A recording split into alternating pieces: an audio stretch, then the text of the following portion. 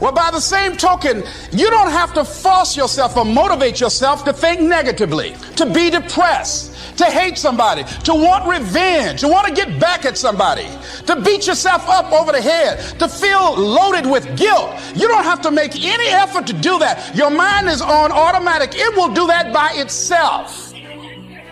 But if you want to begin to move into your own personal greatness, if you want to begin to really enjoy a happy, successful, healthy life, you've got to be willing to go against the tide. You've got to be willing to harness your will and say, in spite of this, I'm in control here. I'm not going to let this get me down. I'm not going to let this destroy me. I'm coming back, and I'll be stronger and better because of it. You have got to make a declaration that this is what you stand for. You're standing up for your dreams. You're standing up for peace of mind. You're standing up for health. You want it, and you're going to go all out to have it. It's not going to be easy. When you want to change, it's not easy. If it were in fact easy, everybody would do it. But if you're serious, you'll go all out. So yes, I'm going to turn this situation around. I'm not going to sit back and moan and cry over what happened and what went wrong and who did what. I'm going to do something about this situation. The next thing that is important is that expect things to get better for you, because they are. See, life is cyclic. You're not, whatever experience you're having right now, it has not come to stay. It has come to pass. Not to stay, just to pass. It's just going through. The biggest challenge is to know what's happening. This is a part of this thing we call life. This too shall pass. And maintaining perspective, putting it in perspective.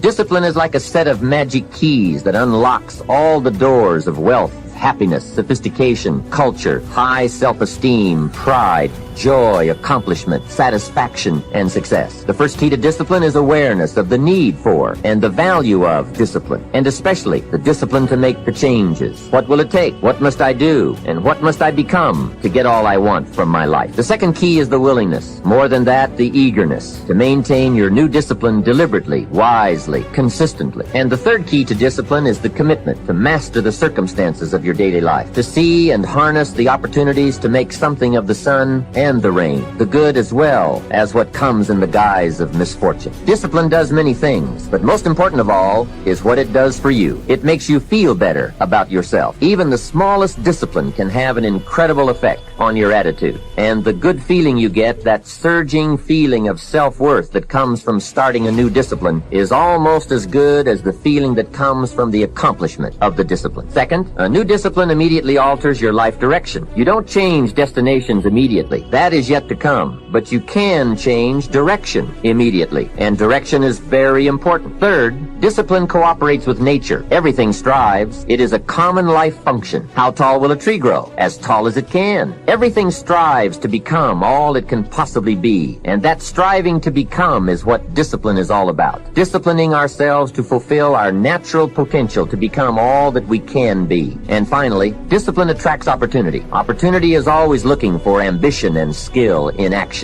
Discipline taps the unlimited power of commitment. The human will in action, driven by inspiration, enticed by desire, tempered by reason, guided by intelligence, can bring you to that high and lofty place called the good life. Most people can't tolerate the deep phase. I'm going to tell you, my God in heaven, let me tell you what he did. He repurposed my entire mess and built me a masterpiece. It protects the house. When there's a flood, that house doesn't get hit. It's got a bazillion goddamn rocks all over the place. And then the foundation's that, those stones are that, the entire house is protected that way. And then we took the dadgum water and we diverted it into the most incredible waterfall, ask Ryan Stewman, you've ever seen in your life. There's a waterfall that runs from 100 yards up my hill all the way down cascading into the lake. Those rocks literally diverted the water that was coming from my family down into the lake. It repurposed my mess into building my dream. Let me remind you of something. Your mess right now in your life, if you got one going, does not disqualify you from making your dream happen. Everyone around you at some point is going to think you're crazy. There's going to be a point where your life was jackhammered and dynamited into a complete mess. And I'm telling you, from those greatest adversities, this is not rah-rah, I'm living proof of it, became one of my great dreams. And from that home is where I met all my mentors, have done the majority of my business deals. My net worth since I built that house has increased about $300 million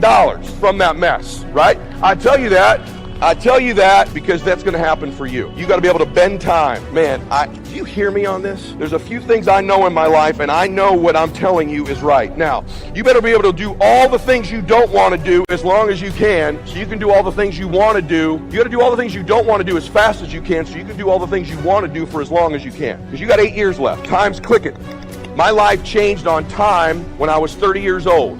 I went to you have anybody in your family that you resemble? You have like something like, you look like your uncle or your auntie. You have anybody like that? Yes or no? Some of you? Mine was my Uncle Mike. It's my godfather. I'm Italian. That's kind of a big deal. It's my dad's only brother. He passed away walking through the Waldorf Astoria Hotel in the lobby at 50 years old of a massive heart attack. I went back to his funeral, and when I went back to his funeral, on the way back, the Oprah Winfrey Show was on TV. I'm going to give you a tip right now. There's a thing in your brain, I write about it in my book, called the Reticular Activating System. It's called the RAS. It's the part of your brain that keeps you sane so that you don't notice all the stimulus in your life. It filters into you that which you're deeply convicted of or which is important to you. You will literally see, hear, and feel things that you would not otherwise see when something is very important to you. Let me prove it to you. You ever walk into a crowded room and you're looking for a particular person in that room? The rest of the room begins to blur out as you're looking for that. And when we left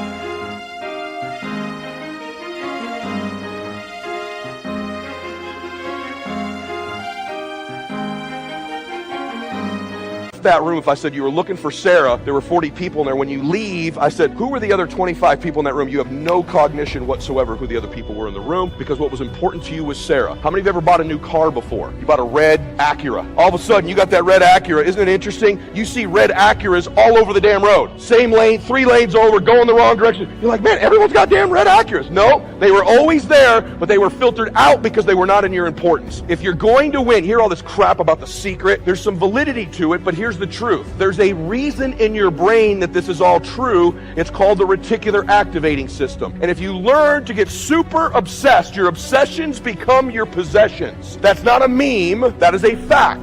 When you begin to repeat a thought and a vision to yourself over and over and over again, like that house, over and over and over and over again, like the sale, like the best deal, like the steal on the street, like the investor you need to find, like the buyer you need to find, your RAS filters out like the Matrix and begins to find your red Acura for you. And if you don't begin to learn to control that, you lose against someone like me who understands it. Because out of every tragedy, out of every pain, it only gets healed when we find a deeper meaning. When we find there was a higher purpose in it. And I realized I wouldn't have been there that day. I wouldn't have that hunger to help somebody else if I hadn't had the hunger in my own soul at one point missing. So it's very personal to me. I want to thank all of you that made the contributions. And I told Mark and I've announced that I'm going to match the 1 million meals if you get it. And I'm sure as hell expecting that you will. People who say money doesn't matter, they don't know where to shop.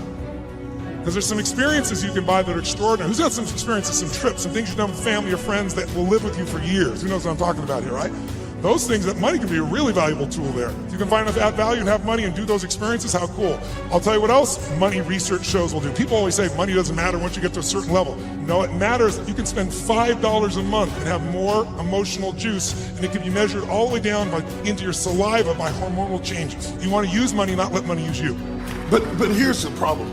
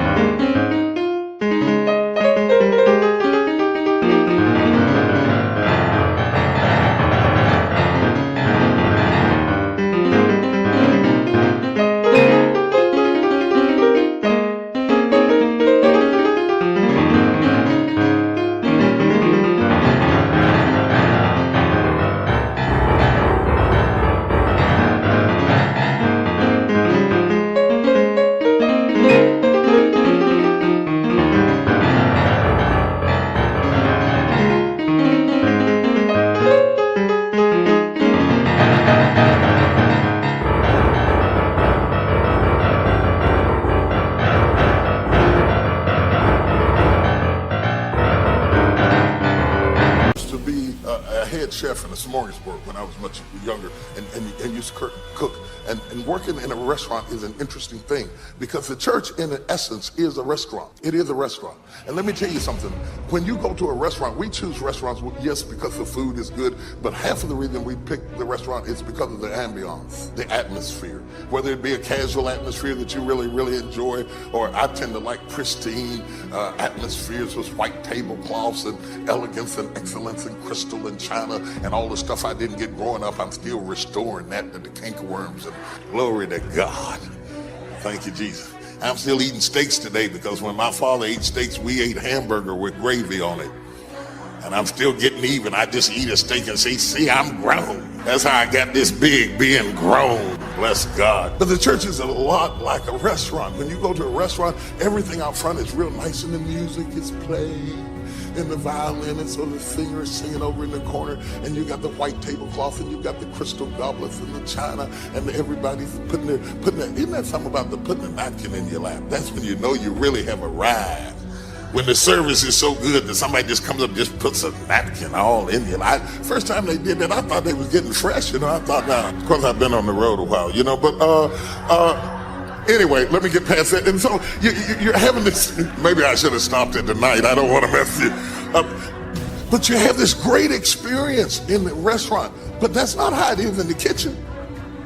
In the kitchen, you got leftover lettuce heads over in the corner that you got to throw away, and you got stuff bubbling and boiling and cooking and spilling over, and people are yelling at one another. I said, bring the soup. It's behind. We got to get out front and say, may I help you? It's not like that in the kitchen. In the kitchen, all hell is breaking loose.